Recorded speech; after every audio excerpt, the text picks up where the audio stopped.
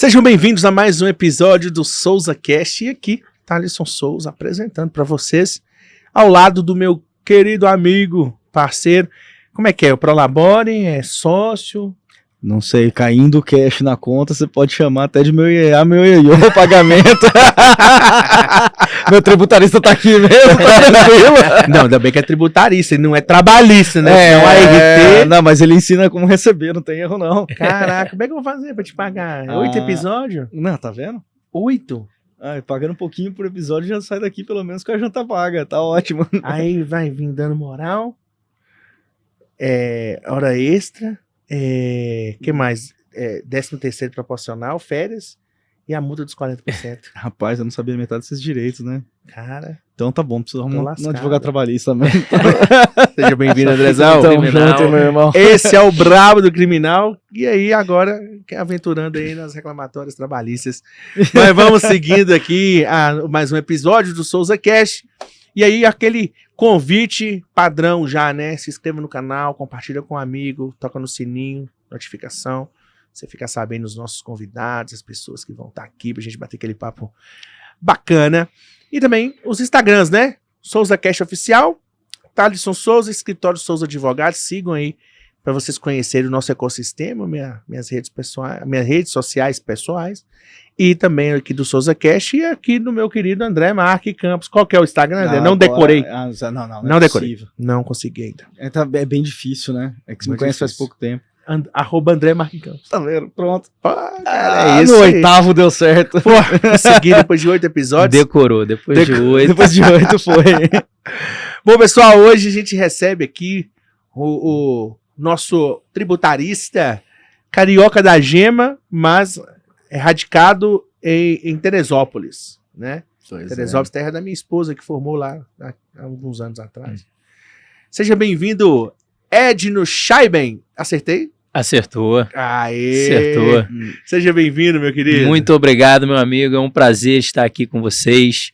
Fico muito lisonjeado com o convite e é uma honra estar aqui. Honra minha, deixa eu esticar aqui, honra minha receber você aqui, meu querido. Tamo junto. O Edno, que é o Ao nosso lado de duas feras aqui. Que isso. Prazer enorme. Isso, rapaz. E 2 dias do lado desse cara eu tive mais aula do que eu tive a faculdade inteira de direito tributário. Você não levava o cadê? Nunca levei um caderno na faculdade. Mas aqui, tá tudo aqui. Tá aqui. Mas é que tributário era mais difícil, né? Tributário é difícil, né? É complicado. Não é nada. Inclusive o Edno é nosso parceiro, né? Faz o tributário lá, a gente que tem uma advocacia empresarial lá, juntamente com o direito bancário. É o nosso grande parceiro, Edno. Obrigado, a honra é a minha estar te recebendo aqui, pra gente conhecer um pouquinho da sua história, conhecer os percalços do direito tributário, né? Tem muito tributarista assistindo de gente aí, velho. Com certeza vão aprender muito com você aqui hoje. A responsabilidade é grande então, né? Então vamos começar pelo começo, Andrezão. Vamos Bora. lá, Edno. Conta pra gente sua história, como que começou essa aventura aí no direito tributário. Bom, no direito tributário eu tive contato desde da faculdade no estágio, né? Então eu fiz um estágio na execução fiscal na Justiça Federal de Teresópolis, né? Eu sou nascido no Rio de Janeiro, né? Mas me mudei para Teresópolis com os meus pais. Eu tinha uns 12, 13 anos, né? E aí passei a adolescência inteira em Teresópolis, cheguei a sair durante um determinado período depois de formado, mas Teresópolis tem um imã que te puxa para lá de volta, né? Não tem jeito. E nesse estágio, né, na execução fiscal, eu fiz os 2 anos, né, desse estágio dentro do mesmo setor de execução fiscal, né? O pessoal costumava nessa época rodar de setor. Então, eles iam para a parte do juizado, para o contencioso, para o gabinete previdenciário, né? E eu tive a sorte, né? Para mim, foi uma sorte de ficar os 2 anos na execução fiscal. E, apesar de ser, né, um estágio cartorário, né? Que você aprende muito mais as demandas ali do cartório, como dar tratamento aos processos, dar os andamentos, eu era muito curioso. Então, às vezes, quando tinha um certo tempo, assim, no trabalho do estágio, eu pegava e ficava lendo as petições, tanto dos contribuintes, quanto, né, as petições da Fazenda Nacional. Então ali eu tive um aprendizado muito grande só com aquela vivência ali, com aquela leitura, apesar de ter muito trabalho cartorário. Mas aí eu mesmo, né, pensei, como eu gostava da matéria, eu já tinha, né, um pouco de leitura dessa matéria na faculdade, da matéria tributária, e meu pai sempre falava, né, olha, seja tributarista porque nunca vai te faltar cliente, porque não tem como ficar sem pagar imposto, né? Então a demanda tributária é uma demanda que todo mundo vai ter essa dor, né, em algum momento, vai ter algum tipo de problema com a receita, pode cair numa malha fiscal, né? Então eu segui, né, um dos poucos conselhos do meu pai que eu segui e sempre tive, né, esse interesse na área tributária, e no cartório eu consegui mais conhecimento fazendo essas leituras das peças, né? Então foi basicamente assim. Na faculdade eu fiz a OAB em tributário, né, na segunda fase. Caraca, brabo. Não, é tranquilo, pô, são 5 peças só, é bem mais tranquilo que todas as áreas. Se fosse por concorrência, acho que aqui menos você teria concorrência, né? Concorrência tem pouca mesmo, né? Mas basta, Eu fiz cível, você fez basta penal, lógico. passar. Né? Não. Eu fiz cível. Eu fiz cível, cível é mais fácil. Eu Por fiz quê? cível. Tá tudo no VAD. Só você procurar no índice remetido. Você vê que o cara é truta ali, né? Já tá no VAD. VAD. Cível também é o dia a dia, né? Eu acho que tem essa facilidade por você ter aquela experiência ali do dia a dia. É que eu né? fiz muita coisa você vê no dia a dia da parte cível, né? Eu fazia estágio no gabinete, então no gabinete cível, né? Então, assim, de todas as. Não tinha como eu fazer outra coisa, não sei cível. Trabalhista, não sei nem onde é que passou. Mas já Porque falei, eu trabalhei muito tempo no cível. No estágio, praticamente, eu atuei só no cível. Eu estagiei só no cível. E aí não tem onde correr, né? Você fala, vamos fazer o que... Como que a maré tá mandando pra cá? Vambora, né? Não vou mudar agora, uns 45. Minha peça foi a mais ridícula da história. Consignação em pagamento. Foi a OAB mais Tranquilo. fácil. Nossa. Tem também tributário. Consignação em pagamento? Tem. Às vezes, né, é muito comum em pedágio, por exemplo, vários municípios, né, rodovia corta vários municípios, aí vários municípios cobrando ISS ali da concessionária, né? Então, é comum ter uma consignação em pagamento nesse caso. Legal. Legal. Ô Edno, a gente que trabalha muito junto, né? Muito empresário com dívida bancária. Só que a situação ali tá tão caótica que ele já vem e invade vários outros problemas. Às vezes problema societário, problemas trabalhistas, dívidas com fornecedores e o tributário. E dívidas tributárias, né, fiscais. Ô Edno, como resolver esse problema para esse cliente? O cara que não conseguiu pagar os tributos como deveria, caiu na malha fina, recebeu a cartinha do IR, RF. Bem que o leão tá atrás de você. Igual aquele leão atrás de mim lá no escritório. Como resolver o problema desse cara, velho? Hoje em dia a gente tem uma mudança, né, de comportamento do fisco com os contribuintes. Então hoje em dia é muito fomentada a questão da transação tributária, né? Antigamente, né, se falava muito que o interesse público é indisponível e tal, por isso não poderia ter nenhum tipo de negociação, né, dos tributos, mas desde da pandemia, né, que a gente vem com essa possibilidade da transação tributária. A transação tributária já estava prevista, né, no Código Tributário, mas nunca havia sido utilizada. A gente só tinha o parcelamento comum. E como funciona o parcelamento comum? Você tem aquele montante total e você faz a sua negociação dentro daquele montante sem qualquer tipo de redução e em 60 vezes, por exemplo, que é o parcelamento comum. E hoje em dia a gente tem essa possibilidade, essa melhora dessa relação. Isso é muito fomentado atualmente. E tem as transações tributárias, né? Então, a gente tem hoje, até no âmbito da própria Receita Federal, porque enquanto o débito não foi inscrito em dívida ativa, ele está ali na Receita Federal ainda. Depois que a Receita Federal encaminha para a PGFN que faz essa inscrição em dívida ativa. É a Procuradoria da Fazenda que fica responsável por isso. E no início, essa possibilidade de transação, ela só estava presente na PGFN. E hoje a gente já tem no âmbito da própria Receita, antes que esse débito seja inscrito em dívida ativa. Essa é uma das possibilidades de solução para as dívidas dos empresários, porque eles vêm tanto com as dívidas bancárias, né, a gente que trabalha em conjunto, né, em parceria com esses empresários, a gente sempre observa, é dívida bancária e sempre tem a dívida fiscal, né? Não é muito interessante, que eu costumo falar, que se vai ter dívida, tenha dívida com banco, né?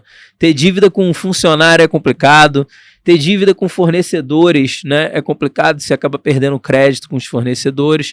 Ter dívida fiscal já foi muito mais complicado do que é hoje em dia, mas também não é legal, tendo em vista as prerrogativas, né, que o fisco possui para cobrar essas dívidas. E além, né, da transação e do parcelamento comum, a gente também trabalha verificando se essa dívida procede, né, de fato.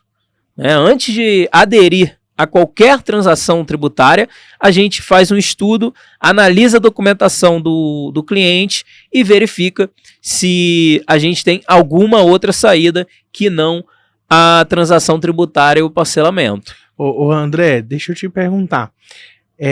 Tem também a questão criminal, né? Sim. Dessa questão tributária, né? Sim. Como que funciona isso? E no âmbito para um empresário, por exemplo, que está com o problema do endividamento, como que ele vai trabalhar isso em conjunto com o tributarista, né? Então, por exemplo, cliente X está com dívida no banco, chegou lá na Souza, nós vamos resolver. Chegou o tributário, passo para ele, esse cara começou a responder um processo do erário por conta dessa fraude, vamos dizer assim. Eu não entendo. Estou perguntando porque eu quero entender. Essa questão criminal. Algum crime tributário, né? Algum crime contra a ordem tributária. Primeiro que tem uma situação que, na verdade, né, a gente estava até conversando esse final de semana, né? A utilização indevida do direito penal. Isso. Né? Então, assim, não é o lugar se discutir tributo o direito penal. Mas o Estado, né, tem essa força aí para se utilizar para receber. E aí vem a importância do tributarista antes de virar uma ação penal e até durante a ação penal. Na verdade, a negociação com o fisco barra, né, a possibilidade do Ministério Público oferecer uma eventual denúncia. Então, se antes da denúncia, e aí o Chad pode me falar se eu estiver errado na questão tributária, mas você vai lá e parcela ou quita aquilo, você mata a ação penal. Então é interessante também saber o que está sendo pago, né, e procurar o tributarista até para redução do dano nesse sentido. Posteriormente, né, o tributarista ele entende toda a questão do fisco, toda a questão administrativa, do procedimento administrativo, e aí casa muito a questão do direito penal com o direito tributário, né? E as duas áreas se conversam muito nesse sentido, né? Então eu acho que é importante ter essa assessoria dos dois lados ali, né? O criminalista enquanto ação penal em si, mas a ação penal, ela, via de regra, né, quando a gente está tratando aí de ações penais econômicas nesse sentido, ela é muito documental. Então depende de alguém que interprete aquilo de uma forma a, inclusive, explicar aqueles operadores, né, as figuras do processo criminal, o direito tributário, efetivamente. Porque é muito discutido nas cortes superiores, a tese tal.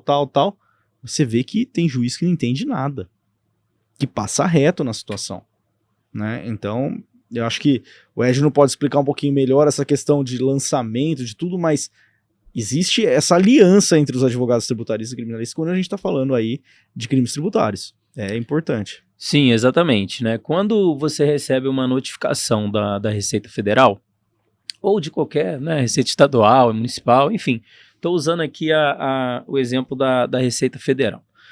É importante que você não negligencie a área administrativa, né? A esfera administrativa na parte tributária. Por quê? A partir do momento que você apresenta uma impugnação administrativa, você suspende a exigibilidade desse crédito tributário, tá?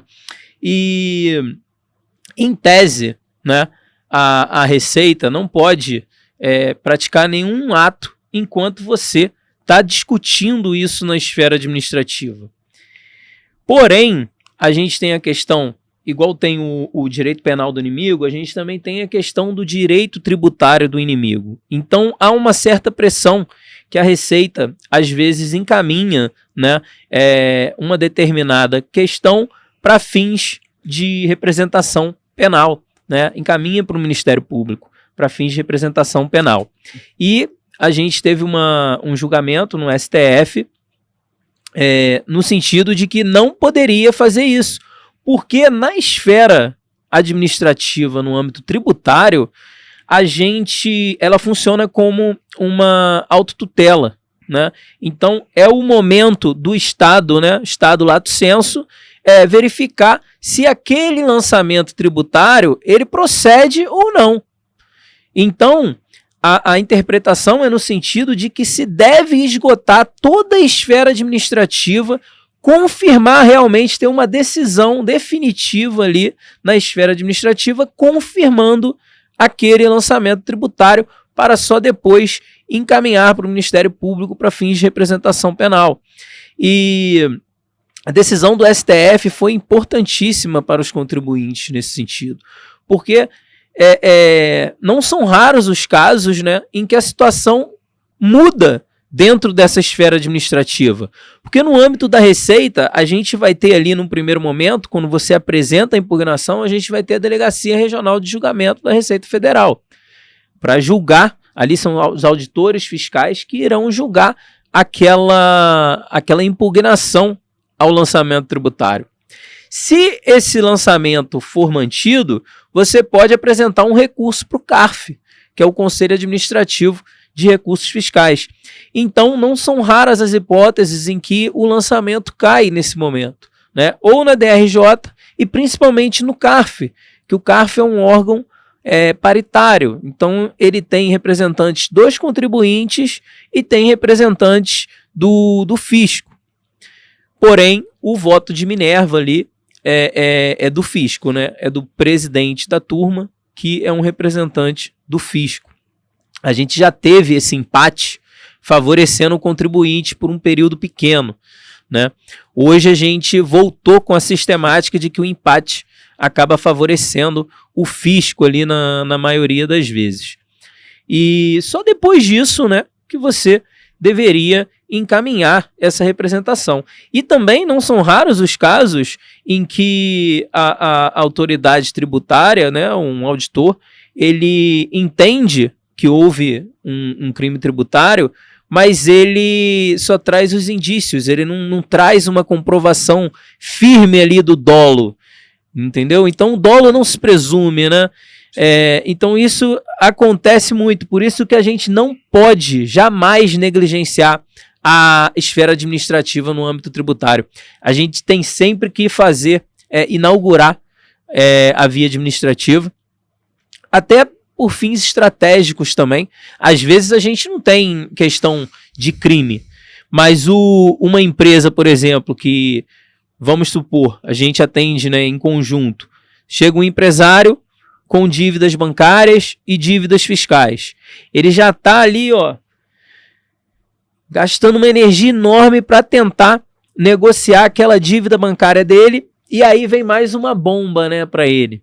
Ele recebe a questão a notificação ali da dívida tributária.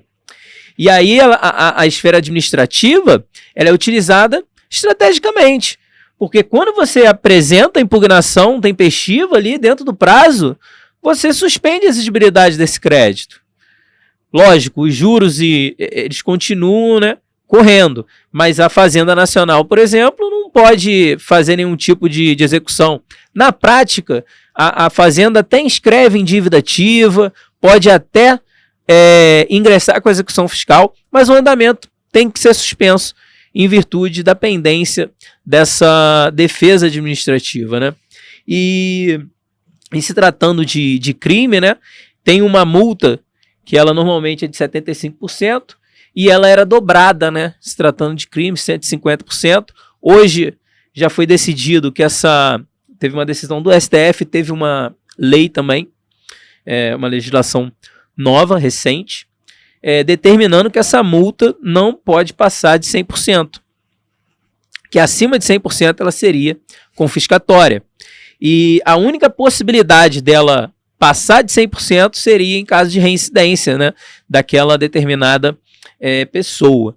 Então, a esfera administrativa, as pessoas de outras áreas, eu tinha esse pensamento antes de mergulhar de cabeça no tributário. Eu achava que a esfera administrativa não tinha importância, né? Não servia de nada. Mas o tributário...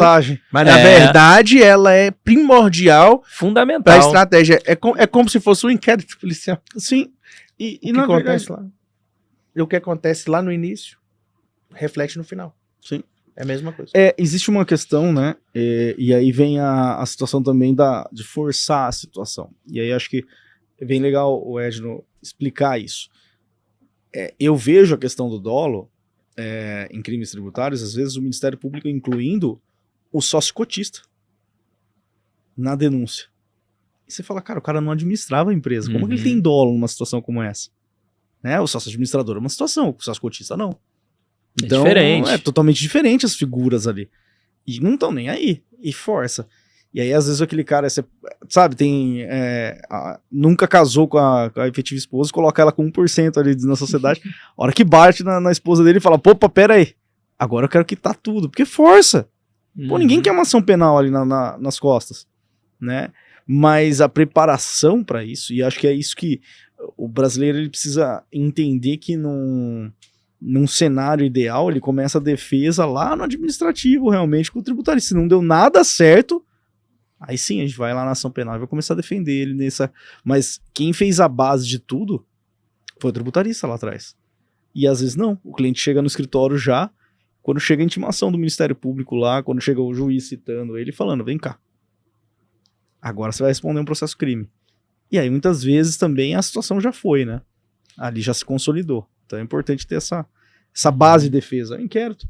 Você é chamado no inquérito. Eu tive clientes. Você vai responder um processo criminal? Tive clientes lá que, pô, o valor era baixíssimo. Negligenciaram o inquérito. Negligenciaram. Você fala, viu? O cara chega lá com a intimação e fala, a polícia tá me intimando pra prestar esclarecimento. Você vai lá, quanto que é a dívida? 5 conto. Fala, rapaz, vai lá e paga esse negócio pra nem... Pra não ter problema. Não vale, né? Não vale a pena. Mesmo que seja um crédito, dependendo da situação, você já discutiu, você já foi, vai, então vamos resolver isso. Porque não vale a pena discutir na esfera criminal. Com certeza. Ô Edno, vamos passar um pouquinho agora pro empreendedorismo, né? E aqui, esse cara dá aula pra advogado, viu? Vou falar pra você que, assim, ele tava falando que muita gente procura ele, né? Pra entender essa parte de direito tributário. Eu acho que todo advogado devia fazer uma consultoria ali com o Edno rapidinho, antes de ingressar em algumas áreas, para entender essa parte, né? Tem muito advogado, quantos colegas a gente... Lógico, dependendo do sistema que você tá, é meio que, né, impossível a pessoa não ter um CNPJ, não ter nada, mas quantos advogados vivem sem um CNPJ? Sem entender, a gente fala muito de empreendedorismo e o advogado não entende a base. Entende o princípio, o princípio que ele precisa ter um CNPJ. Não, só do cara imaginar, você paga 27,5% na pessoa física e a pessoa jurídica no simples dá o quê? E depende do faturamento, né? Mas começa em simples, começa em 4,5%. 4,5%? Se o cara faturar 100 mil por mês? 7,8%, acho que é. 100 mil, acho que ele tá na segunda faixa. 6%, se eu não me engano. 6 mil reais. Aí. E você vai correr o risco? De sofrer um processo. E pra quem que você deixou de emitir nota? Esse que é o grande ponto. Eu falo, o criminalista, então, a gente já conversou bastante sobre isso. Né? O criminalista que não emite nota, cara, você tá maluco, é brincar de roleta russa. É pegar ali e ficar girando a balinha toda hora e colocando na cabeça uma hora. Sobra. Sim. Até porque não, 100 mil anual é na faixa inicial. Você tá falando 100 mil por mês? Mês. A de cabeça eu não vou lembrar da alíquota nominal, não. Mas é 6, não? Não é mais. 100 mil por mês a gente tá falando de 1.200.000 no ano, né? É mais. Não lembro agora de... 12? É porque é uma alíquota nominal. Como é que funciona o simples? Você pega a sua receita bruta dos últimos 12 meses, multiplica por essa alíquota nominal, deduz, né? Subtrai a parcela a deduzir de acordo com a faixa de faturamento e divide pela receita bruta dos últimos 12 meses. E ali você vai achar um valor, vai pegar esse valor, vai multiplicar por 100 e vai chegar na alíquota efetiva mesmo, entendeu? Aí a alíquota efetiva que você, minha receita no mês foi 100 mil, você vai multiplicar 100 mil por essa alíquota efetiva. Então tem uma fórmula matemática para você chegar nesse valor. Não é tão simples assim quanto parece. 100 mil é a alíquota tal. E se o empresário não emitir de faturamento, tudo, como é que eles vão ficar sabendo quando o cara faturou? O que você fala? Se o cara não emitir a nota. Hoje em dia é tudo informatizado, né? Eles recebe podem não pegar, mas se a Receita tiver, se você for fiscalizado, a Receita ela tem acesso, né? Ela pode pedir ao banco a sua movimentação. Infelizmente o STF entendeu que não é quebra de sigilo, é uma mera transferência de sigilo bancário, né? Eu não consigo entender a diferença entre quebra e transferência de sigilo. Não, eu vou transferir pro fisco e ele não vai passar para ninguém, então não está quebrando o sigilo. Enfim, você tem um sistema lá na Receita, gera um sorteio e você pode ser fiscalizado, né, a qualquer momento. Não é interessante deixar de emitir notas, né? O dinheiro entra na sua conta, muita gente com cartão, né, recebendo em cartão, Pix é pessoal passando Pix, recebendo no Pix direto, depois Pix, a conta chega. O Pix acho que foi uma manobra, né? Né? Vamos resolver o problema. Eu te dou taxa zero pra você transacionar, mas foi isso mesmo. Todo mundo joga por dentro. Quem tem dinheiro vivo hoje? Facilitar. Quanto você tem na sua carteira aí, em dinheiro? R$1. E aí? Entendeu? Por quê? Porque hoje o dinheiro é plástico, ele é, na verdade, a moeda virtual. Sim. E isso valoriza, facilita a Receita a entender movimentação, né? Sim. Porque não é possível. E aí você vê o cara, simples. Eu tenho clientes que você olha e você fala assim, como que você sobrevive, irmão? O cara recebe na conta lá e não emite nota nenhuma, não faz nada. Você fala, mas olha o padrão de vida que ele tá falando. A Receita tá olhando lá, fala que está na faixa de isenção. E o cara gastando 30 pau no cartão por mês. A conta não fecha. A conta não fecha. Ensina esse milagre financeiro pra gente. E aí existe uma situação que é o risco criminal dessa situação toda. Porque enquanto a gente tá falando aqui, eu soneguei ali, mas, né, vem a Receita me fiscalizar uma situação. E o crime de lavagem de dinheiro? E outras situações que você pode estar envolvido, às vezes, e você tá dentro de uma cadeia ali de recebimentos de valores, e se você estiver no meio da cadeia, e assim, não é a minha área de especialização, né? Mas crime de lavagem de dinheiro é uma situação que você pega ali num ponto que a pessoa, às vezes, ela não tá na ponta inicial nem na ponta final do dinheiro, mas o dinheiro passa por ela. E aí ela não emite nota, não faz nada, não acontece, não sei o quê, ou tenta lavar aquele capital, né? Ela não percebe que ela tá dentro daquela máquina e não amarra aquela situação. Cara, é complicadíssimo. E o cliente, na verdade, na esfera penal, ele vai pagar seus honorários ali, você não vai emitir nota para ele? Você não vai ter um contrato? Não, peraí, eu tenho que garantir o meu. Não importa, vamos falar assim, eu não sou o COAF, né? Acho que é o órgão fiscalizador mais essa parte. Mas eu tenho que ter a garantia que eu tô recebendo aquele dinheiro de origem lícita, pagando meus impostos, né? Agora, tem gente que não tá nem aí. E tem muito advogado que não tá nem aí. Não emite uma nota e tá vivendo aí a advocacia e ostentação. Você fala, rapaz... Calma, bebê, dá uma segurada aí, irmão. E aí você fala, mas peraí, é simples a conta fechar. Embuto no meu preço. Sei lá, dando um exemplo. Vou pagar 500 de imposto, vou cobrar 3 mil para fazer X serviço, vou cobrar então 3,5. Repassa pro consumidor. Repassa pro consumidor, é que você receber, você vai lá, paga do fisco e acabou o seu problema, acabou a sua dor de cabeça. Sim. Aí você escuta às vezes advogado falando, mas o contador vai me cobrar 500 mango. Você fala, cara, sério mesmo? É esse o problema? Você tá preocupado com isso? Você tá preocupado com isso? Você pegar 10 clientes no mês e também dividir o custo do contador? Não é melhor você pagar e dormir tranquilamente? Né? O sono. Você, né, acompanhou, né, uma questão de uma diligência que o advogado acabou saindo preso, né, em função disso, recebeu e aquela coisa, também, né? Não dá pra saber nessa situação, né, que eu acompanho assim, se o cara efetivamente é culpa, não. Mas você vê que a primeira alegação do advogado, eu só advoguei. Existe uma criminalização da advocacia. Então, é aquela coisa, até você explicar que focinho de porco não é tomada, você tá num camburão. Você tá indo pra delegacia. Você tá ficando 30 dias numa temporária. Agora, chega lá e fala, peraí, eu prestei efetivamente serviço de advocacia, tá aqui meu contrato de honorários, tá aqui a nota fiscal, tá aqui a procuração. Pagou isso pra fazer isso, pra resolver isso. Eu emiti minha nota bonitinha. O que vai fazer contra o advogado? Nada. Agora, é economia porca, né? E a Receita, ela pode reter na conta do cara os valores que ele tem na conta ou só com determinação judicial? Só com determinação judicial, né? Entendi. O que ela pede é a movimentação bancária. Normalmente ela pede primeiro para você. Aí a gente fala, pô, você está sendo fiscalizado, não adianta você querer segurar, não. Você tem que atender a fiscalização da melhor forma possível e assumir as consequências depois, fazer tua defesa, né? Não é interessante, a partir do momento que você está sendo fiscalizado, segurar documento que a Receita está te pedindo, né? O interessante é que você coopere nesse momento, né? O que você pode fazer é, antes disso, se precaver, né? Tomar todas as medidas, né? Evitar esses ruídos, né? Possíveis ruídos ali nessa questão. Não deixar de emitir nota. Às vezes esquece, cara. Acontece. Às vezes a gente tá atarefado no escritório, tá na correria, recebe um valor, eu vou emitir a nota. Aí a pessoa às vezes nem pediu a nota para você também, aquilo esqueceu, tu não mandou pro teu contador, não emitiu. E aí isso acontece, né? Nós não somos perfeitos, né?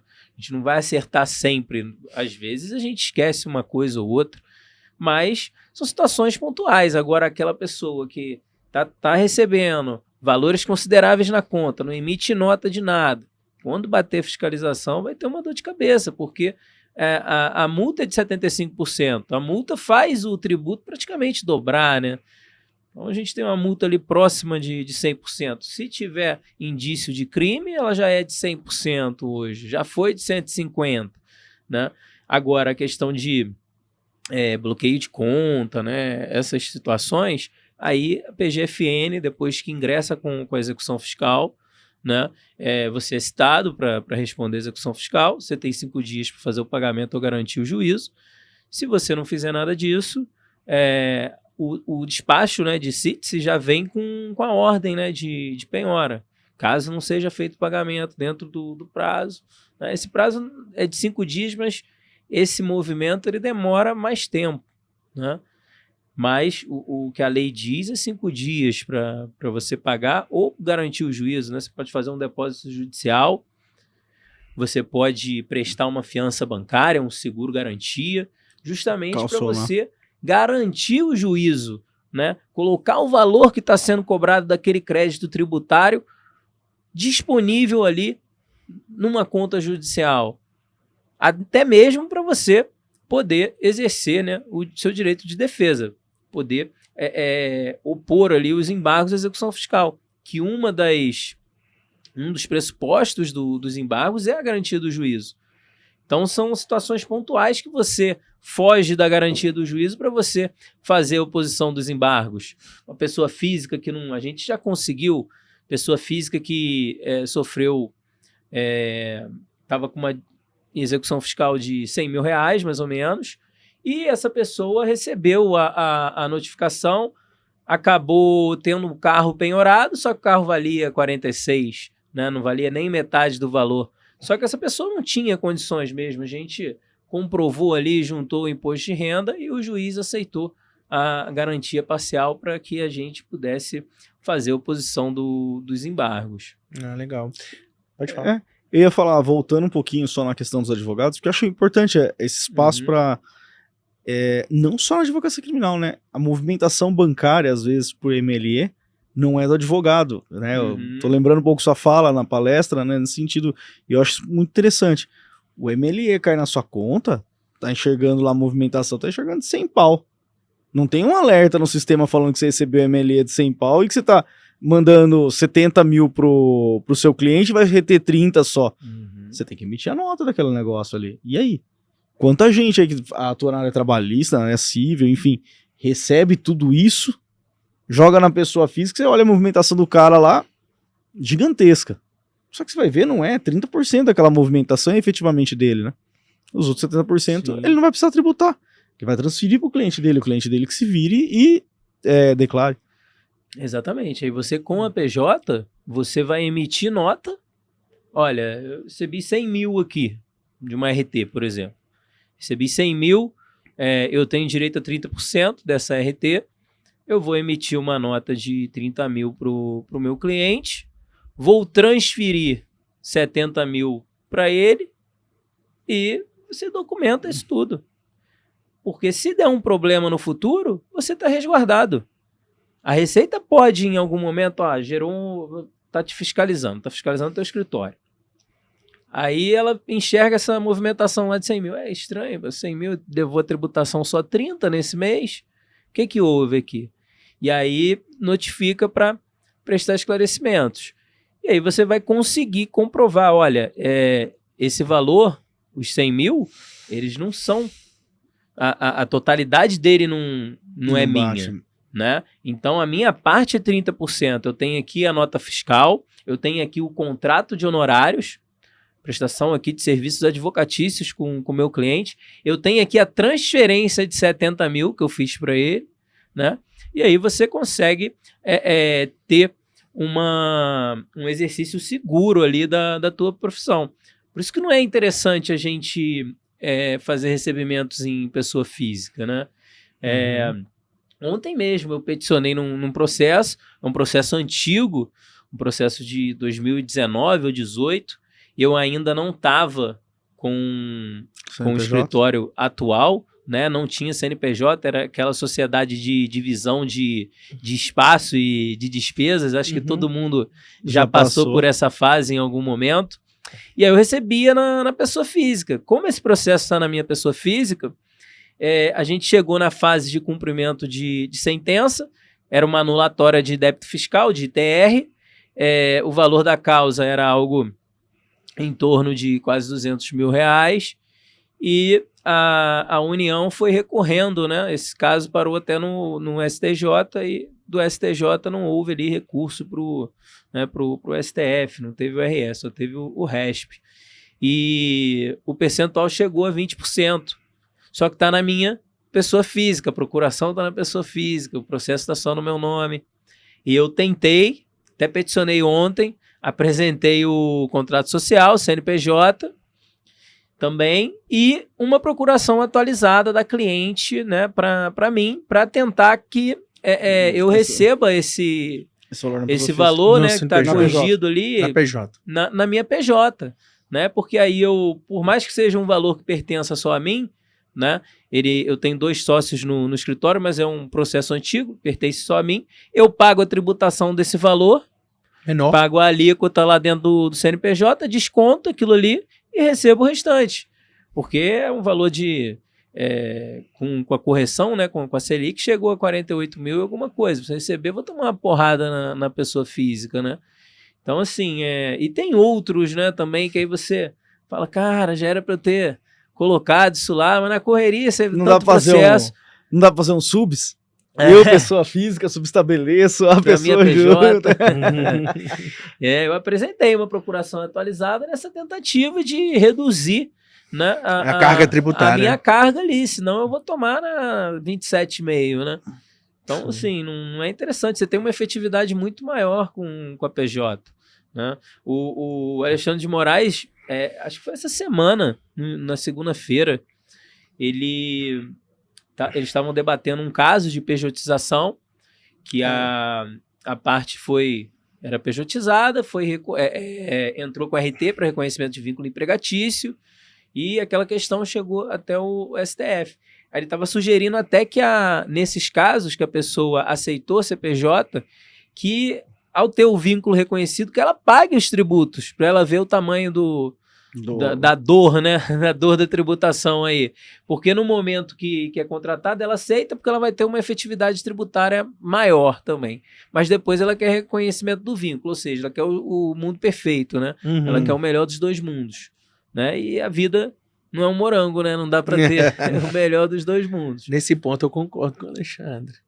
Eu também, uma das poucas vezes que eu concordei com ele. Eu tô quieto aqui como criminalista, tá? Não, eu também não pode nem falar muita coisa, né? Não, daqui a pouco ele Melhor censura a gente o ficar podcast. Então Mas vamos... foi uma das poucas oportunidades que eu concordei com ele. Ô Edno, vamos passar um pouquinho sobre empreendedorismo, falar um pouquinho sobre... Show. né? Hoje, como que funciona a sua operação, a questão de prospecção de clientes, produção de conteúdo, né? Como que está a sua advocacia nesse sentido hoje? Com a pandemia, né, o nosso escritório, ele foi constituído, nosso CNPJ é do dia 29 de setembro de 2020. Então a gente estava ali no meio da pandemia. E a gente entrou na nossa sala nova, né, atual, até hoje a gente está nessa sala, no dia 1º, nosso contrato é do dia 1º de outubro. Naquela época foi um passo assim para a gente muito corajoso, né? Porque nós somos 3 sócios e os 3 vinham de uma advocacia de divisão de espaço, algumas parcerias, né? Pessoa física só, não tinha PJ, e aí a gente entrou com essa ideia de profissionalizar o exercício da nossa profissão, né? Então a gente construiu o CNPJ e começou, no início era só eu e os meus 2 sócios, e a gente começou ali fazendo alguns cursos, né? Nessa época eu não entendia absolutamente nada de marketing e vendas, nada, zero. Todos nós, né? Assim, no início, né? Zero. Nunca imaginei que na advocacia a gente pudesse utilizar o marketing, né? Você sai da faculdade achando, não posso... Ou tem aquela questão da mercantilização e tal, mas não é uma mercantilização, né? Você está produzindo conteúdo para você, principalmente quem não está em grandes bancas, né? Para ser visto, né? Para ser lembrado. Senão, quem é que vai te contratar? Então a gente começou ali com conteúdos informativos no Instagram, depois a gente criou um Instagram para o escritório, a gente fazia todas as reuniões, a gente fazia tudo no escritório e as coisas começaram, né, a dar certo. De início, a gente só pagou o condomínio do nosso bolso. Então isso foi muito importante para a gente, porque a gente não tinha capital nessa época. A situação dos 3 não era uma situação financeira tranquila, né? Então foi importante a gente ter o investimento só com o condomínio, porque como o aluguel vence depois, a gente conseguiu fazer um contrato logo no início que deu uma segurada para a gente nas despesas e aí a gente foi trabalhando. Cria um conteúdo aqui, cria outro ali, meus sócios também criando conteúdos, a gente colocando conteúdo no Instagram do escritório, além do Instagram individual, e foi nessa pegada ali na pandemia, a gente alugou 2 salas, né? Eram 2 salas que já eram, né, conjunto ali de salas, então eram 2 aluguéis, 2 condomínios, né? A gente tinha que alugar a garagem também, porque eram 2 vagas e nós somos 3. Enfim, a gente no início só pagou o condomínio e com esse contrato que entrou logo de cara, a gente conseguiu, né, dar continuidade ali e pensando em outras formas de prospecção. O nosso off é muito forte, né? Então, como Teresópolis é uma cidade menor, é mais fácil, né? Você tem menos concorrência, é mais fácil você ficar conhecido.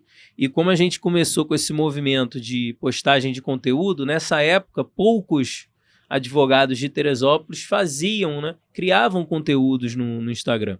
Então, a gente começou a fazer esse movimento, foi se tornando conhecido ali. A gente já teve cliente, a gente trabalha para empresa também, prestando assessoria fixa para empresa. E teve uma cliente nossa, que veio pelo meu Instagram, por um conteúdo que eu fiz. Ela estava com uma dor tributária, especificamente. E a gente começou a atender, fez reunião e tal. E nas reuniões a gente sempre menciona, né, o nosso plano de trabalho através de uma advocacia de partido, né? Advocacia fixa. E ela se interessou, é uma empresa familiar, mãe e filha, se interessaram, aí acabaram contratando, e aí a gente foi fazendo esse movimento. E no digital também, a gente tem algumas landing pages, né? A gente também fomenta ali patrocínio de conteúdo no Instagram, né? Tem questões... no digital é mais fácil você, por mais que eu tenha vindo essa empresa sem até conteúdo patrocinado, veio no orgânico, é muito mais difícil você prospectar empresa no digital na parte tributária. Então, o empresário ele tem muita confiança no contador dele, né? Então, se o contador não te conhece, o contador acaba não validando a contratação, entendeu? Sim. Então, na parte digital, a gente foca mais em pessoa física. A gente foca em pessoa física, isenção de IR para portador de doença grave, aposentado, pensionista, militar reformado. Legal, isso aí, cara. Né? Dá para escalar? Dá. Possível. Tudo que é pessoa física é possível. Porque é mais fácil o fechamento do contrato, né? É menos complexo. Depende do terceiro, né? A empresa, às vezes, a decisão da pessoa física normalmente envolve aquela pessoa, nesse exemplo que eu dei da isenção do IR, para portador de doença grave, aposentado, pensionista ou militar reformado, normalmente é quem tem a doença decidindo com a esposa, com o esposo, com a filha, com o filho, entendeu? Com os familiares ali que compõem aquele núcleo familiar, né? Então é mais fácil, são menos pessoas tomando decisão, são menos tomadores de decisões. Na empresa, não.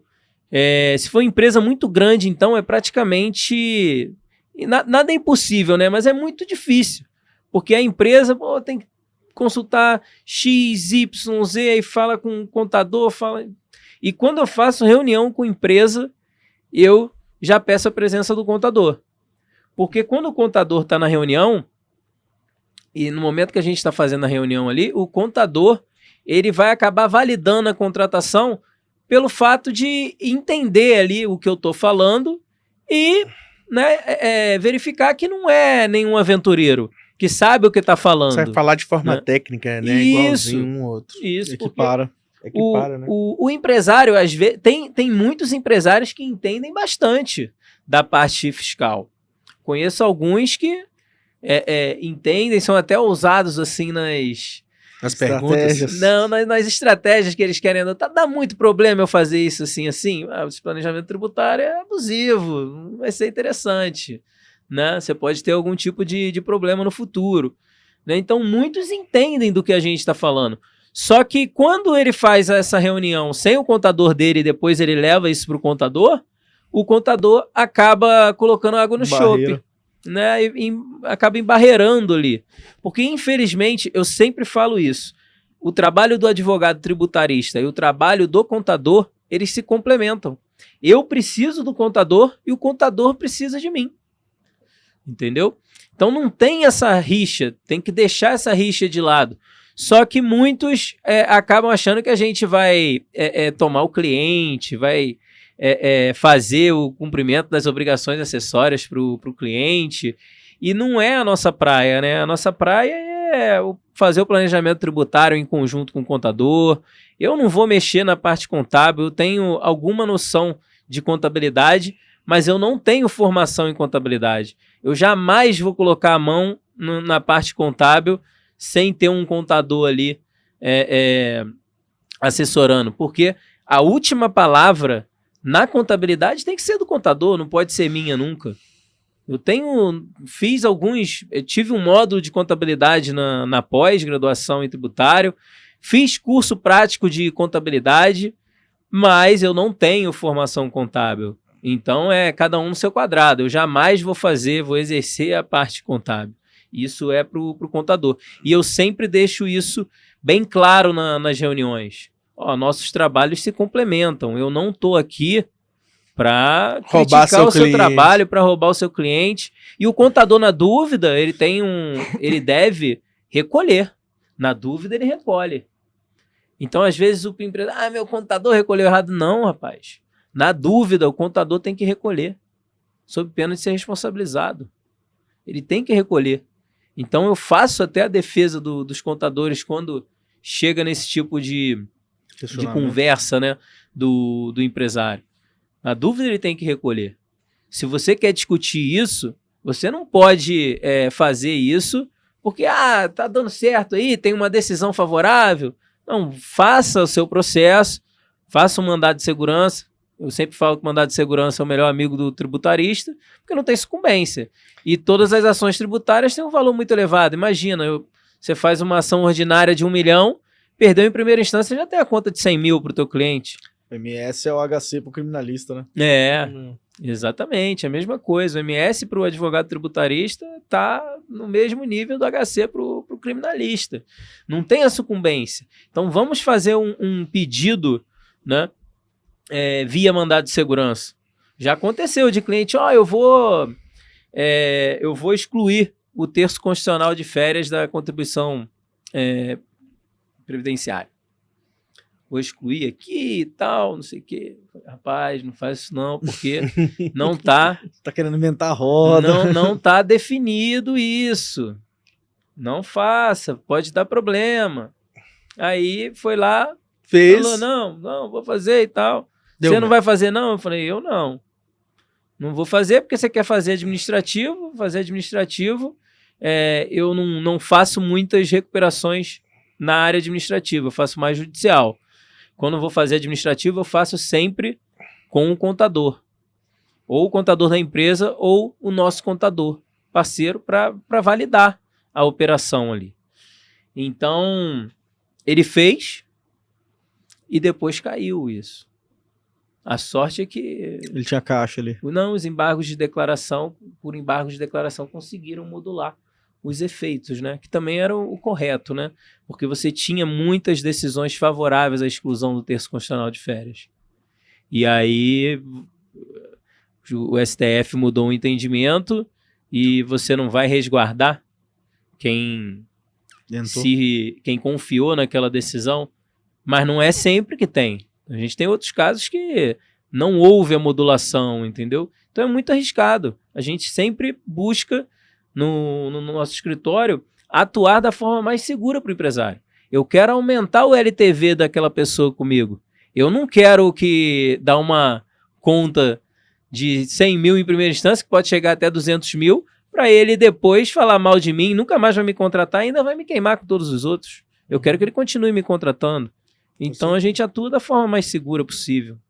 Com certeza. E você tem utilizado inteligência artificial lá no escritório? De que forma que hoje para o tributarista, né? Vamos passar a partir do pressuposto, nós temos vários tributaristas nos acompanhando, né, Ed? E você como uma grande referência, né? Hoje vocês têm trazido inovações para o escritório, questão de inteligência. Como que você está vendo esse... Eu acredito, André, que é um movimento fortíssimo, né? Uhum. Pós-modernidade, vamos dizer assim, pós-digital, né? Porque digital já, né? Nós já estamos. Um movimento da inteligência artificial. Hoje você já tem se inclinado a isso? Como que tá mais engessado na parte tributária? Olha, eu relutei, mas é um movimento que não tem volta, né? Veio para ficar. E eu acho que se a gente não buscar entender como funciona a inteligência artificial e como que a gente pode utilizá-la a nosso favor dentro do escritório, o mercado vai acabar engolindo a gente. Então, assim, eu relutei bastante, mas hoje em dia a gente utiliza no escritório para algumas situações, porque a gente não faz só tributário, né? O escritório empresarial. O objetivo, né? A finalidade é atuar para empresas, né? A gente não trabalha com bancário, por exemplo, mas a gente trabalha com holding, trabalha com reestruturação societária, né? Algo mais básico, né? De empresas menores. Né? A gente não faz de grandes empresas, cisão, fusão, aquisição, essas coisas. Mas alguma reestruturação, um movimento menor, a gente faz no escritório. Né? E a gente também tem... Não é que como o foco é pessoa jurídica, empresa, não é que a gente deixe de atuar para pessoa física. Então também a gente tem a atuação na pessoa física e a gente utiliza a inteligência artificial para nos assessorar, né, em determinadas situações no escritório. A gente também não fica preso naquilo ali, né? Claro. Eu também acho que não é interessante, que eu acho que a gente não pode deixar de raciocinar. Com certeza. Então a gente tem que estar sempre fazendo esse exercício. Tem que balancear. A supervisão é necessária. É o equilíbrio, né? É o equilíbrio. Como dizem, o equilíbrio é tudo. Não adianta. Você tem que sopesar. Com certeza. É isso, né? Agradecer ao Monstro, nosso monstro do tributário pela presença. Grande André. E aí, meu irmão? Rapaz, tributário é um tributário, tema... vou falar pra você ali, tem que... É um tema complexo, né? É um tema... Tem que... É bem complexo, mas né? a partir do momento, né? Tem aquela máxima, né? Trabalha com o que você gosta, que você não vai mais trabalhar. A partir do momento que você gosta da área tributária, fica mais fácil. Né, fica mais tranquilo. Então, assim, hoje a gente assina, né, algumas plataformas jurídicas e que antecipam algumas notícias, não só do mundo tributário, mas de todo o mundo jurídico. E eu sempre foco na parte tributária, faço as leituras ali diariamente. Então, não adianta, não tem receita mágica. Como as coisas mudam com muita frequência na matéria tributária, você tem que estar sempre atualizado. E uma dessas... E as plataformas jurídicas, né, uma das formas da gente se atualizar é através dessas plataformas jurídicas, dessas startups que a gente assina, recebe as notícias em primeira mão do que está acontecendo e já toma ciência ali de todas as novidades, se antecipando a qualquer tipo de problema, né? Segunda-feira mesmo, eu estava lendo um e-mail no ônibus lá, que a gente estava indo pro evento, e na mesma hora eu falei, opa, que notícia maravilhosa aqui, eu tenho um caso desse. Na mesma hora mandei para cliente, falei, o STF tinha um tema de repercussão geral, nosso processo estava suspenso, o STF julgou favorável aos contribuintes. Ela nem acreditou. Aqueles caras julgaram. Eu falei, foi favorável. Isso aí. É bom tá sempre atualizada, não, Andrezão? Não, mas ter esses caras de referência aqui é fundamental. É uma aula por episódio mesmo, né? Tá louco. Edno, pra gente encerrar com chave de ouro, queria que você deixasse uma mensagem aí pros nossos colegas, pros tributaristas, clientes, né? Que a gente é uma pluralidade, né? Muito advogado, muito empresário, muito... Os nossos próprios clientes, nós vamos impulsionar isso aí nas redes sociais. Então deixa uma mensagem pra gente encerrar com chave de ouro, meu querido. Bom, inicialmente eu gostaria de mais uma vez agradecer o seu convite. É uma honra estar aqui, sentar à mesa com dois gigantes do direito, por quem, né, eu tenho muito carinho por vocês, né, são amigos aí que o MaxMind me deu. E como mensagem para o pessoal, até para quem está pensando, né, em ingressar na área tributária, é que a área tributária hoje ela está mais democrática. Ela já foi muito mais fechada em grandes bancas, mas eu sou a prova viva de que ela está bem mais democrática. Eu não tenho nenhum tipo de padrinho na advocacia, não tenho nenhum parente advogado, não tenho nenhum parente que é juiz. Eu sou um dos únicos da minha família formado em Direito. Tenho uma prima também que é formada em Direito, mas ela não exerce. Então eu sou o único advogado mesmo da família, sem qualquer tipo de apadrinhamento, e venho, né, subindo os degraus aí da área tributária. E a mensagem é essa: é possível, não desista, corra atrás, estude diariamente, né, porque a área tributária demanda esse estudo diário. Qualquer área, né, do direito, se a gente não estudar, não tem jeito. A gente, né, o mercado vai engolir a gente. E para os empreendedores, não negligencie também a parte fiscal. Procurem entender pelo menos o básico e passem a parte complexa para a sua contabilidade. E também é fundamental que você tenha um advogado tributarista trabalhando em conjunto com o seu contador. É isso aí.